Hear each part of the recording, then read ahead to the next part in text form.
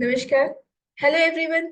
Carbohydrates में monosaccharide, disaccharides और polysaccharides के बारे में जानने के बाद अब बात आती है कि हम उनको लैब में कैसे आइडेंटिफाई कर सकते हैं। तो चलिए आज हम यही डिस्कस करते हैं कि किन सिंपल टेस्ट से हम लैब में कार्बोहाइड्रेट्स को आइडेंटिफाई कर सकते हैं। तो चलिए आज का लेक्चर स्टार्ट करते हैं। आज के लेक्चर में हम देखेंगे कि किन सिंपल टेस्ट से हम कार्बोहाइड्रेट्स को अदर क्लास ऑफ कंपाउंड से डिफरेंशिएट कर सकते हैं, या फिर कहिए कि विद इन कार्बोहाइड्रेट्स हम रिड्यूसिंग और नॉन रिड्यूसिंग शुगर को कैसे डिफरेंशिएट कर सकते हैं। तो आज के लेक्चर में जो कंटेंट हम कवर करेंगे वो है brief comparative revision of carbohydrate, monosaccharides, disaccharides and polysaccharides, and then qualitative test जिसमें हम कवर कर रहे हैं Molisch test, Barfoed test, Benedict test, Fehling test, iodine test and Seliwanoff test. चलिए स्टार्ट करते हैं कार्बोहाइड्रेट से। कार्बोहाइड्रेट को हम बेसिकली कैसे डिफरेंशिएट कर रहे थे, क्लासिफाई हमने किया था मोनोसैकेराइड्स, ओलिगोसैकेराइड्स एंड पॉलीसैकेराइड। ये क्लासिफिकेशन किसके बेस पे था? इनमें जो नंबर ऑफ यूनिट्स अटैच है उनके बेस पे। तो मोनोसैकेराइड्स हमारा सिंपलेस्ट फॉर्म था जिसमें कि सिंगल मॉलिक्यूल प्रेजेंट होता है। देन ओलिगोसैकेराइड आता है जो कि 2 to 10 मोनोसैकेराइड से मिलके बनते हैं। देन पॉलीसैकेराइड्स जो कि मोर देन 10 मोनोसैकेराइड यूनिट से मिलके बने होते हैं। देन बात करें इनके अगर हम सॉल्युबिलिटी की, तो मोनोसैकेराइड्स और ओलिगोसैकेराइड्स आपके वाटर सॉल्युबल होते हैं, जबकि पॉलीसैकेराइड्स हमारे वाटर इनसॉल्युबल। जहां तक टेस्ट की बात करते हैं तो आपके मोनोसैकेराइड्स तो स्वीट होते हैं, ओलिगोसैकेराइड भी माइल्ड स्वीट होते हैं, लेकिन जो पॉलीसैकेराइड्स होते हैं वो स्वीट नहीं होते हैं। रिड्यूसिंग और नॉन रिड्यूसिंग नेचर की बात करें तो मोनोसैकेराइड्स आपके रिड्यूसिंग नेचर के होते हैं क्योंकि इनमें एल्डिहाइड ग्रुप या फिर कीटोन ग्रुप फ्री होते हैं। देन ओलिगोसैकेराइड की बात करें तो some of them are reducing and some of them are non reducing, क्योंकि जो उनकी जो मोनोमर यूनिट्स हैं वो किस तरीके से आपस में जुड़ी हैं इसके ऊपर डिपेंड करेगा कि वो रिड्यूसिंग है कि नॉन रिड्यूसिंग। अगर एनोमेरिक कार्बन फ्री होंगे तो they are reducing, otherwise they are non reducing. Then polysaccharides आपके नॉन रिड्यूसिंग शुगर होते हैं। ग्लाइकोसिडिक बॉन्ड की अगर बात करें तो क्योंकि मोनोसैकेराइड हमारे सिंपल फॉर्म है, सिंगल मॉलिक्यूल के होते हैं, तो ग्लाइकोसिडिक बॉन्ड तो एब्सेंट ही होंगे इनमें, जबकि ओलिगोसैकेराइड्स और पॉलीसैकेराइड्स में ये बॉन्ड प्रेजेंट। मेल्टिंग पॉइंट की बात करें तो मोनोसैकेराइड का मेल्टिंग पॉइंट 150 के आसपास होता है, जबकि ओलिगोसैकेराइड में रेंज काफी ज्यादा है, 100 to 250 के आसपास। देन आपका आता है पॉलीसैकेराइड जिसका कि मेल्टिंग पॉइंट हमारा मोनोसैकेराइड और ओलिगोसैकेराइड से कम है। ऐसा क्यों? क्योंकि देखने में तो लगता है कि पॉलीसैकेराइड्स का साइज बड़ा है तो इस वजह से इनका मेल्टिंग पॉइंट ज्यादा होना चाहिए, लेकिन ऐसा नहीं होता है, क्योंकि स्ट्रक्चरल कॉम्प्लेक्सिटी जैसे जैसे बढ़ती है उस वजह से इनकी जो रेगुलर पैकिंग होती है वो आपकी डिस्टर्ब हो जाती है, जिस वजह से जो आपका इंटरमोलिकुलर फोर्स होगा उसकी स्ट्रेंथ कम हो जाएगी और आपका कहिए कि मेल्टिंग पॉइंट कम हो जाता है। दूसरी चीज ये है कि जैसे जैसे इनमें ब्रांचिंग बढ़ती है पॉलीसैकेराइड्स में, वैसे ही वैसे इनमें जो हाइड्रोजन बॉन्ड आपके बनेंगे वो उतने स्ट्रांग नहीं बन पाते हैं, इस वजह से भी इनका मेल्टिंग पॉइंट कम हो जाता है। तो ये तो थी कुछ बातें आपके जनरल कार्बोहाइड्रेट्स के बारे में। अब हम डिस्कस करते हैं मोनोसैकेराइड्स को। तो मोनोसैकेराइड्स में आप यहाँ पे हम ले रहे हैं ग्लूकोज, फ्रक्टोज एंड गैलेक्टोज, जिसमें कि ग्लूकोज और गैलेक्टोज हमारे क्या हैं? एल्डोहेक्सोजेस हैं, यानी कि इनमें एल्डिहाइड ग्रुप है, जबकि फ्रक्टोज हमारा कीटोहेक्सोज है। अगर रिंग की बात करें तो ग्लूकोज और गैलेक्टोज में पायरानोज रिंग प्रेजेंट है, जबकि फ्रक्टोज में फ्यूरानोज रिंग प्रेजेंट है। इसी वजह से ग्लूकोज और गैलेक्टोज आपके ज्यादा स्टेबल होते हैं in comparison to fructose. Relative sweetness की अगर हम बात करें तो फ्रक्टोज की स्वीटनेस सबसे ज्यादा होती है, देन आपकी ग्लूकोज की हुई, एंड देन आपका आया गैलेक्टोज। मेल्टिंग पॉइंट बात करें तो ग्लूकोज का मेल्टिंग पॉइंट 146 डिग्री हुआ, वहीं गैलेक्टोज का 167, और सबसे कम आपका आता है फ्रक्टोज का 103 डिग्री सेंटीग्रेड। ऑप्टिकल रोटेशन की बात करें तो ग्लूकोज और गैलेक्टोज ये दोनों ही डेक्स्ट्रो रोटेटरी हुए, जबकि फ्रक्टोज हमारा लीवो रोटेटरी हुआ। सॉल्युबिलिटी, ग्लूकोज और फ्रक्टोज वाटर में ज्यादा सॉल्युबल हैं इन कंपैरिजन टू गैलेक्टोज, और सोर्स की हम बात करते हैं तो सोर्स में आता है कि ग्लूकोज हमारे फ्रूट्स एंड वेजिटेबल में मिल रहे हैं, फ्रक्टोज बेसिकली हमारे फ्रूट में मिलते हैं, और गैलेक्टोज बेसिकली हमारा मिल्क में मिलता है। इसके अलावा कुछ अमाउंट में ये फ्रूट्स में भी मिलते हैं। अब बात करते हैं हम डाइसैकेराइड्स की। डाइसैकेराइड में यहाँ पे हम कंसीडर कर रहे हैं माल्टोज, सुक्रोज एंड लैक्टोज। तो इनके जो हाइड्रोलाइज प्रोडक्ट है, माल्टोज किससे मिलके बना है, ग्लूकोज के ही दो मॉलिक्यूल से, जबकि सुक्रोज हमारा ग्लूकोज और फ्रक्टोज से मिलके बना है, और लैक्टोज हमारा ग्लूकोज और गैलेक्टोज से मिलके बने होते हैं। रिड्यूसिंग नेचर की बात करें तो माल्टोज और लैक्टोज हमारे रिड्यूसिंग है, क्योंकि यहाँ पे जो एनोमेरिक कार्बन है वो हमारा फ्री है। वही अगर हम सुक्रोज की बात कर रहे हैं तो ये नॉन रिड्यूसिंग है, क्योंकि दोनों ही एनोमेरिक कार्बन जो है वो हमारे ग्लाइकोसिडिक बॉन्ड में इन्वॉल्व। अब बात करते हैं लिंकेज की। तो ग्लाइकोसिडिक लिंकेज माल्टोज में और लैक्टोज में हमारे C1C4 मिलेगा, जबकि सुक्रोज में 1,2 लिंकेज देखने को मिलती है। अब हाइड्रोलाइजिंग एंजाइम की बात करें तो माल्टोज के लिए है माल्टेज, सुक्रोज आपका हाइड्रोलाइज होता है इन्वर्टेज से, और लैक्टोज हमारा हाइड्रोलाइज होगा लैक्टेज से। सोर्स की बात करें तो माल्टोज जनरली हमारे जो जर्मिनेटिंग ग्रेन्स होते हैं इनमें प्रेजेंट होता है, सुक्रोज हमारा शुगर केन है, शुगर बीट या फिर फ्रूट्स इनमें प्रेजेंट होगा, और लैक्टोज बेसिकली हमारा मिल्क में प्रेजेंट। रिलेटिव स्वीटनेस की बात करें तो सुक्रोज की आपकी सबसे ज्यादा होगी 100, देन आता है आपका माल्टोज, एंड देन आपका आता है लैक्टोज। और इनके अगर हम एप्लीकेशन की बात करते हैं तो माल्टोज हमारा ब्रूइंग और फर्मेंटेशन इंडस्ट्री में यूज होता है, देन सुक्रोज हमारा फूड एंड बेवरेजेस में यूज होता है, और लैक्टोज हमारे डेयरी प्रोडक्ट्स, बेकिंग इंडस्ट्री या फिर फार्मा इंडस्ट्री में यूज होता है। डाइसेकेराइड के बाद अब बात करते हैं हम पॉलीसेकेराइड की। पॉलीसेकेराइड में हमने यहाँ पे लिया है स्टार्च, ग्लाइकोजन एंड अगार। तो स्टार्च हमारा इसमें मोनोमर जो होगा ये ग्लूकोज की रिपीटिंग यूनिट से बने होते हैं, जबकि ग्लाइकोजन भी ग्लूकोज से बने होते हैं, और अगार हमारे गैलेक्टोज से मिलके बने होते हैं। स्ट्रक्चर को देखिए तो स्टार्च का जो स्ट्रक्चर है वो ब्रांच स्ट्रक्चर है, जो कि एमाइलोज और एमाइलोपेक्टिन से मिलके बना होता है। एमाइलोज हमारा लीनियर स्ट्रक्चर होता है और एमाइलोपेक्टिन हमारा ब्रांच स्ट्रक्चर होता है। जबकि ग्लाइकोजन की अगर हम बात करें तो ग्लाइकोजन हमारा हाईली ब्रांच्ड पॉलीमर है, और अगार हमारा लीनियर पॉलीमर है, लेकिन ये एग्रोज और एग्रोपेक्टिन से मिलके बना होता है। अब हाइड्रोलाइजिंग एंजाइम की बात करें तो स्टार्च को हमारे एमाइलेज जो है वो हाइड्रोलाइज करते हैं, ग्लाइकोजन के लिए ग्लाइकोजिनेज है, और अगार के लिए एगरीज है। वहीं ग्लाइकोसिडिक लिंकेज के बारे में बात करें तो स्टार्च में α1,4 लिंकेज मिल रही थी इनके लीनियर स्ट्रक्चर के लिए, जबकि ब्रांचिंग किससे हो रही थी, α1,6 से आपकी ब्रांचिंग हो रही थी। और यही चीज आपकी लिंकेज सेम मिलती है हमारे ग्लाइकोजन में, और जबकि अगार में हमको बीटा लिंकेज देखने को मिल रही है। अब बात करते हैं सोर्स की। तो सोर्स है आपका स्टार्च जो है वो प्लांट सोर्स है, ग्लाइकोजन हमारा एनिमल सोर्स है, और अगार हमारा एल्गी, रेड एल्गी से मिलता है। फंक्शन की बात करें तो स्टार्च और ग्लाइकोजन दोनों का ही फंक्शन स्टोरेज का है, एनर्जी स्टोरेज का। देन अगार हमारा इंडस्ट्री में यूज होता है एज अ थिकनर के तरीके से। एप्लीकेशन की बात करें तो स्टार्च हमारा फूड और फार्मा इंडस्ट्री में या फर्मेंटेशन इंडस्ट्री में यूज होता है।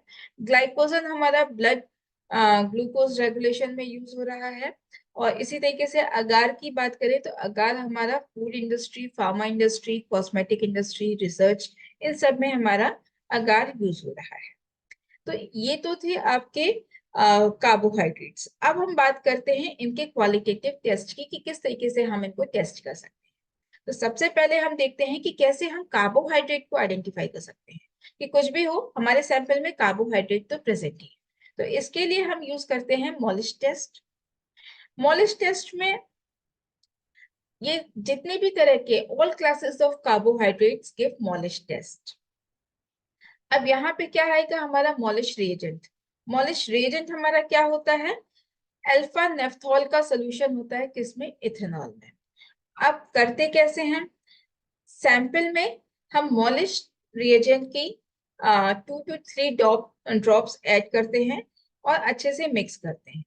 उसके बाद साइड बाय साइड आप टेस्ट ट्यूब की साइड से concentrated sulphuric acid drop by drop अगर हम ऐड करते हैं, तो जो आपके जंक्शन होगा टू लिक्विड्स का, इस जंक्शन पे एक पर्पल रिंग, क्या कहिए वॉयलेट रिंग फॉर्मेशन दिखाई देगा। तो ये हमारा कार्बोहाइड्रेट का।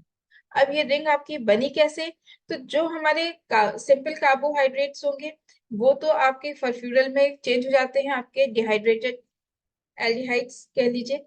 और वहीं जो आपके पॉलीसैकेराइड्स हुए या ओलिगोसैकेराइड्स कहिए, तो वहां पे क्या है, जब हम H2SO4 ऐड करते हैं तो हाइड्रोलिसिस हो जाती है।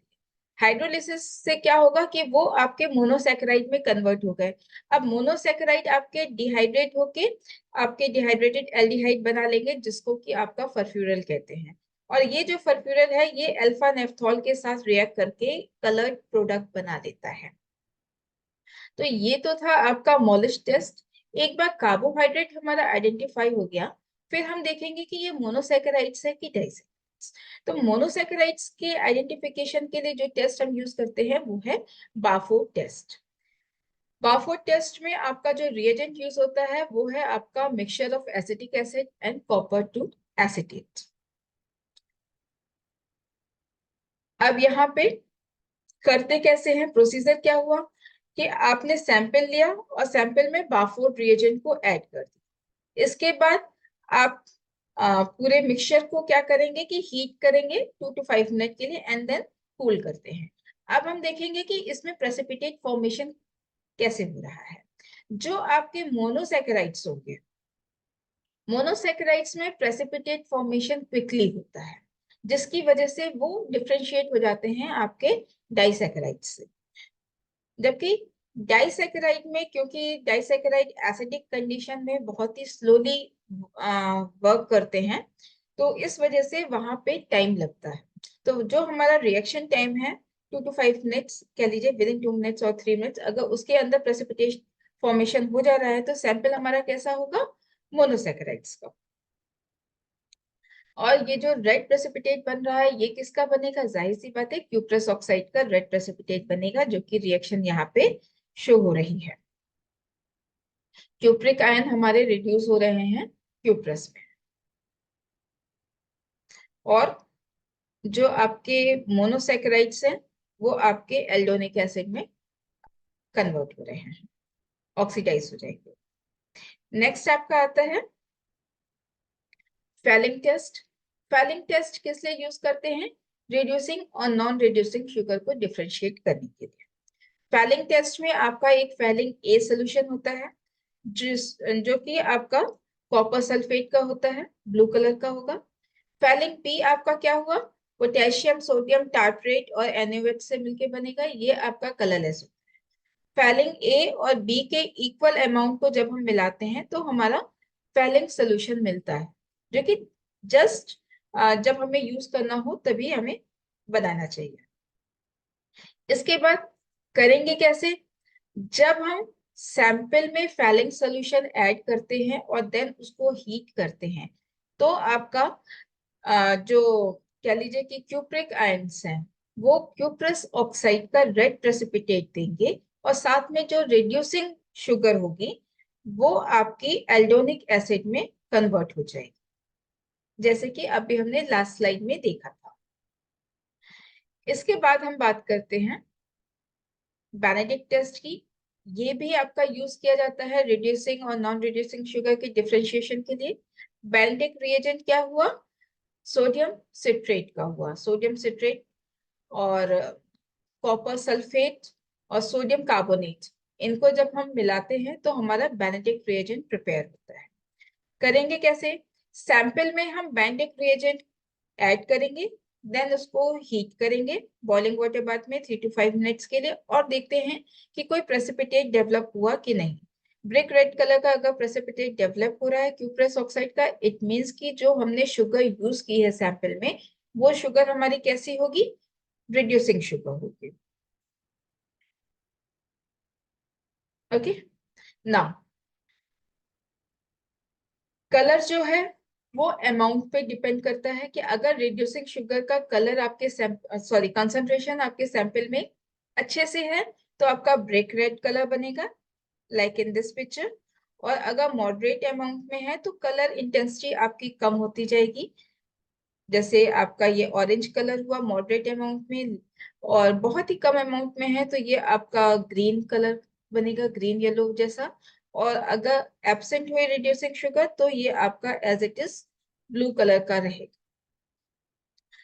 अब बात करते हैं आयोडीन टेस्ट की। आयोडीन टेस्ट क्यों किया जाता है? स्टार्च के लिए। हम सभी ने हो सकता है अपनी लैब में किया हो आयोडीन टेस्ट। आयोडीन टेस्ट आपका बेस किस पे होता है? यहाँ पे पॉली आयोडाइड आयन फॉर्म होते हैं जो कि एड्सॉर्प्शन कॉम्प्लेक्स बनाते हैं। बेसिकली आयोडीन जो होता है वो इनसॉल्युबल होता है वाटर में, इसीलिए यहाँ पे हम क्या करते हैं, रिएजेंट जब बनाते हैं तो उसमें आयोडीन के साथ साथ पोटेशियम आयोडाइड भी मिलाते हैं। करेंगे कैसे? सैंपल में आयोडीन सोल्यूशन हम मिलाते हैं तो ये हमारा ब्लू पर्पल कलर देता है। क्यों देता है ब्लू पर्पल कलर? जनरली जब इसको आप हीट करते हो तो कलर डिसअपियर हो जाएगा, लेकिन ये आपका कूल करने पे वापस से ब्लू ब्लैक कलर आपका देता है। तो ये आपका पॉजिटिव टेस्ट हो गया कि सैंपल में स्टार्च प्रेजेंट है। जनरली होगा क्या, यहाँ पे आपके जो आयोडीन सोल्यूशन के आपके ट्राई आयोडाइड या पेंटा आयोडाइड आपके आयंस जो होंगे वो स्टार्च का जो एमाइलोज पार्ट होगा, एमाइलोज रिंग कैसे होती है? हेलिकल होती है। तो उस हेलिकल रिंग के बीच में आपके आयोडीन के मॉलिक्यूल आ जाते हैं और इसकी वजह से एक आपका चार्ज ट्रांसफर कॉम्प्लेक्स बनता है, जिसकी वजह से हमें ये ब्लू वायलेट कलर अपेयर होता है। लिमिटेशन क्या है कि एसिडिक कंडीशन में ये टेस्ट हम परफॉर्म नहीं कर सकते हैं, क्योंकि एसिडिक कंडीशन में स्टार्च हमारा हाइड्रोलाइज हो जाएगा, जिसकी वजह से ये रिएक्शन हमारी नहीं दिखेगी। नेक्स्ट हम देखते हैं सेल्वेनॉफ टेस्ट। ये टेस्ट क्यों यूज करते हैं? एल्डोज को कीटोज से डिफरेंशिएट करने के ना। कीटोज जो है बहुत ही आसानी से एसिडिक कंडीशन में डिहाइड्रेट हो जाते हैं और फर्फ्यूलर बनाते हैं। और ये जो फर्फ्यूरल हमारा बनता है ये फर्दर रिसोर्सिनॉल के साथ मिलके एक कलर्ड कॉम्प्लेक्स देता है। इसी बेस पे ये आपका टेस्ट होता है। अब यहाँ पे करते क्या है, हमारा जो सोल्यूशन है सैंपल है, सैंपल में हमने रिसोर्सिनॉल की कुछ ड्रॉप्स डाली, देन हम आपका कंसंट्रेटेड HCl डालते हैं इसी टेस्ट ट्यूब में और इसको मिक्स करते हैं और हीट करेंगे इसको जनरली 2 to 3 मिनट्स। अब क्या होगा, यहाँ पे जो कीटो हेक्सोजेस होंगे वो इस रिएक्शन में रेड कलर देंगे, लेकिन अगर रिएक्शन में हमारा कीटो पेंटोज प्रेजेंट है तो वो ब्लू ग्रीन कलर देता है। अब ये तो था कीटोज के साथ, ऐसा नहीं है कि एल्डोज ये रिएक्शन नहीं देंगे, लेकिन एल्डोज ये रिएक्शन थोड़ा सा लेट देते हैं और इसी टाइम बेस पे हम इनको डिफ्रेंशिएट करते हैं एल्डोज और कीटोज। क्यों? क्योंकि एल्डोज में कह लीजिए कि फर्फ्यूरल बनने में आपका टाइम लगता है, तो इनमें जो होगा स्लोली फर्फ्यूरल का फॉर्मेशन होगा। जब फर्फ्यूरल का स्ट्रक्चर बन जाएगा देन वो रिसोर्सिनॉल के साथ रिएक्ट करके आपका कलर्ड कॉम्प्लेक्स देगा, तो इसमें टाइम लगता है। तो ये तो थे आज के कुछ टेस्ट जो हमने डिस्कस किए। अब ओवरऑल हम एक समरी देख लेते हैं। तो सबसे पहले हम देखते हैं कि कार्बोहाइड्रेट को हम कैसे आइडेंटिफाई कर रहे थे, तो उसके लिए हमने लिया था मॉलिश टेस्ट। देन हम मोनोसैकेराइड्स को डाइसैकेराइड्स या पॉलीसैकेराइड से डिफरेंशिएट कर रहे थे बाय बाफो टेस्ट, जिसमें कि आपका रेड का ब्रिक कलर मिल रहा था क्यूप्रस ऑक्साइड का मोनोसैकेराइड के केसेस में। वहीं पे आपका रिड्यूसिंग और नॉन रिड्यूसिंग शुगर्स जो थी उनको हम डिफरेंशिएट कर रहे थे by Tollens test, Benedict test and Fehling reagent के साथ। और लास्ट में हम कीटोस और एल्डोस को डिफरेंशिएट कर रहे थे सेवेनॉफ टेस्ट से। यहाँ पे जो आपके डाइसैकेराइड्स होंगे या पॉलीसैकेराइड्स होंगे वो अगर आपके कीटोसिस से मिलके बने हैं एंड देन आफ्टर हाइड्रोलिसिस वो कीटोस वाली मोइटी आपकी फ्री हो रही है, देन वो ये टेस्ट दे सकते हैं। तो आज के लेक्चर में इतना ही, मिलते हैं नेक्स्ट लेक्चर में। अगर आप लोगों को ये कंटेंट आपके लिए यूजफुल लग रहा हो तो इस प्लेटफॉर्म को लाइक कीजिए, शेयर कीजिए, सब्सक्राइब कीजिए। कार्बोहाइड्रेट्स में अभी भी काफी कुछ बचा है, लेकिन वो चीज हम अपने जो बायोलॉजी वाला सेक्शन होगा उसमें कवर करेंगे। तो कार्बोहाइड्रेट्स में इतना ही, मिलते हैं नेक्स्ट लेक्चर में नेक्स्ट कंटेंट के साथ। तब तक के लिए टेक केयर।